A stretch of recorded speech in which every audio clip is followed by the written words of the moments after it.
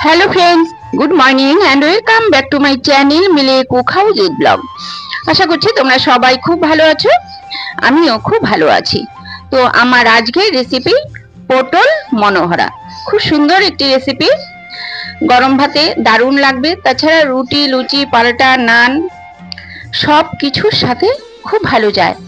তো তোমরা স্কিপ না করে পুরো ভিডিওটা দেখো, ভালো লাগলে একটা লাইক করে দিও, শেয়ার করে দিও আর সাবস্ক্রাইব করার জন্য অনুরোধ রইল। আর স্কিপ না করে কিন্তু পুরো ভিডিওটা দেখবে। তাহলে চলো দেখে নেওয়া যাক আজকে রেসিপি পটল মনোহরা। এই দেখো এখানে পটল নিয়েছি, এখানে হাফ কেজি পটল আছে। এই দেখো প্রথমে কিন্তু উপরের খোসাটা ছাড়িয়ে নিচ্ছি, ঠিক এভাবে খোসা ছাড়িয়ে নিতে হবে ভালো করে।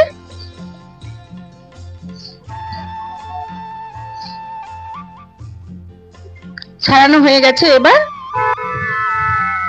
ঠিক এভাবে দুটো সাইড কেটে নিচ্ছি।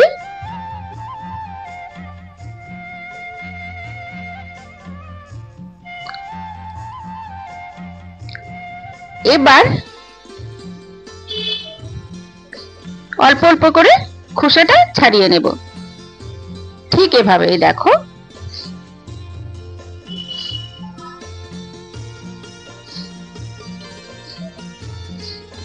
যারা আমার চ্যানেলটিকে এখন পর্যন্ত সাবস্ক্রাইব করেছো তাদের অসংখ্য ধন্যবাদ, আর যারা করোনি প্লিজ আমার চ্যানেলটিকে সাবস্ক্রাইব করে আমার সাথে থেকো।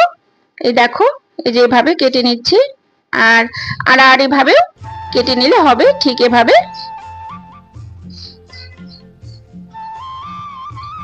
দেখতেই পাচ্ছ আমি কিভাবে কাটছি, তাহলে মশলা ভালো করে ভেতরে ঢুকে যাবে।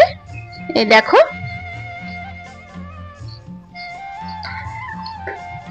এখানে নিয়েছি কাজু বাদাম কিশমিশ আর সাদা তিল। এদিকে কড়া বসিয়ে গরম হওয়ার পর কিন্তু সর্ষের তেল দিয়ে দিলাম, দিয়ে ভেজে নেব। সামান্য নুন হলুদ দিয়ে মেখে তারপরে ভেজে নিচ্ছি, হলুদ না দিলেও হবে কিন্তু।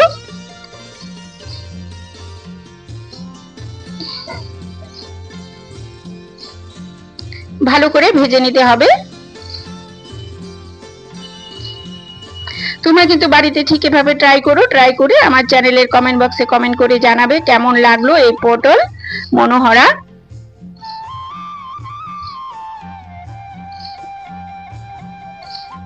ভাজা হয়ে গেছে, এবার নামিয়ে নিচ্ছি। এবার দিয়ে দিলাম গোটা গরম মশলা, দুটো এলাচ, দুটো দারচিনি আর লং। এবার দিয়ে দিলাম কালো জিরে,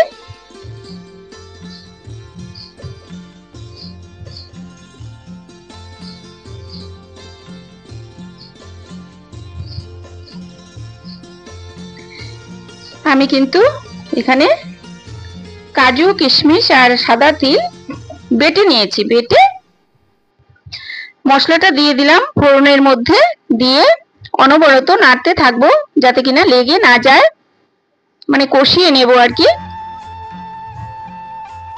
ঠিক এভাবে কষাতে হবে লো ফ্লেমে। এই রান্নাটা কিন্তু হলুদ না দিলেই ভালো হবে, তবুও আমি ভুল করে ভাজার সময় পটলের মধ্যে হলুদ দিয়ে দিয়েছি, তোমরা কিন্তু দিও না। এবার ভেজে রাখা পটলগুলো দিয়ে দিচ্ছি। রান্নাটা কিন্তু একদম ইজি আর খেতেও কিন্তু খুব ভালো লাগে। এবার কিছুক্ষণ কষিয়ে নেওয়ার পর দিয়ে দিলাম ফেটানো টক দই। এখানে 4 চামচ ঘরে পাতা টক দই আছে।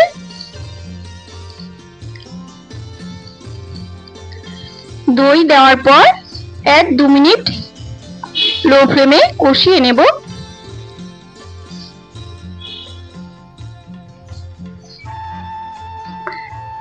আর এই পটল মনোহরা কিন্তু সত্যি ভীষণ ভালো লাগে খেতে, আর তিলের একটা আলাদা গন্ধ আছে, তো খুব ভালো লাগে খেতে। এবার দিয়ে দিলাম 3টে চেরা কাঁচা লঙ্কা। এবার দিচ্ছি স্বাদ মতো নুন। এবার চিনির বদলে কিছুটা হাফ টিস্পুন গুড় দিয়ে দিলাম। যেহেতু চিনিটা অ্যাভয়েড করি সেজন্য আমরা গুড় ব্যবহার করি রান্নাতে। এবার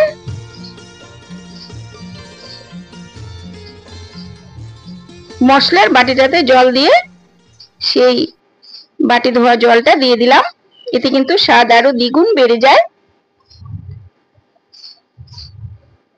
এক বাটি জল দিয়েছি, আরো কিছুটা জল দিলাম। গায়ে মাখা হবে রান্নাটা। আর তোমরা যদি চাও তাহলে একটু গ্রেভিটা বেশি করতেই পারো। এবার 2 থেকে 3 মিনিট ঢাকা দিয়ে রাখবো। 3 মিনিট হয়ে যাওয়ার পর আমি ঢাকনাটা তুলে নিলাম।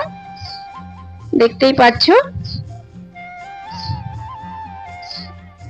জাস্ট অসম হয় কিন্তু খেতে এই রান্নাটা। পটলও মনে হচ্ছে সেদ্ধ হয়ে গেছে। এবার দিয়ে দিলাম গরম মশলা হাফ টিস্পুন, আর দিয়ে দিলাম ঘি, হাফ টিস্পুন ঘি দিলাম। যারা আমার চ্যানেলটিকে এখন পর্যন্ত সাবস্ক্রাইব করেছো তাদের অসংখ্য ধন্যবাদ। আর যারা এখনো সাবস্ক্রাইব করে উঠতে পারোনি, প্লিজ আমার চ্যানেলটিকে সাবস্ক্রাইব করে আমার সাথে থেকো। আর হ্যাঁ, অবশ্যই বেল বাটনটি ক্লিক করে রাখবে, তাহলে আমি যখনই কোনো নতুন ভিডিও আপলোড করব সবার প্রথম তোমাদের কাছে পৌঁছে যাবে। তো কেমন লাগলো রেসিপিটা? একটু সেট হওয়ার জন্য 1 মিনিট ঢেকে রেখেছিলাম। এবার কিন্তু সার্ভ করে দেখাচ্ছি। তো কেমন লাগলো তোমাদের কাছে এই পটল মনোহরা? আশা করছি খুব ভালো লেগেছে।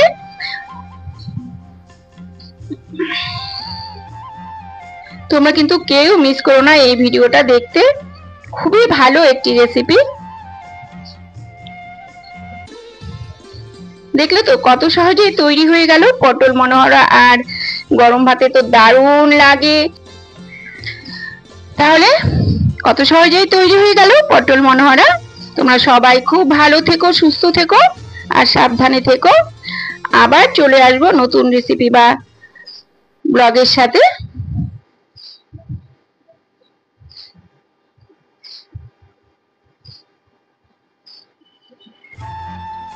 তাহলে আজকের মতো টাটা, ধন্যবাদ।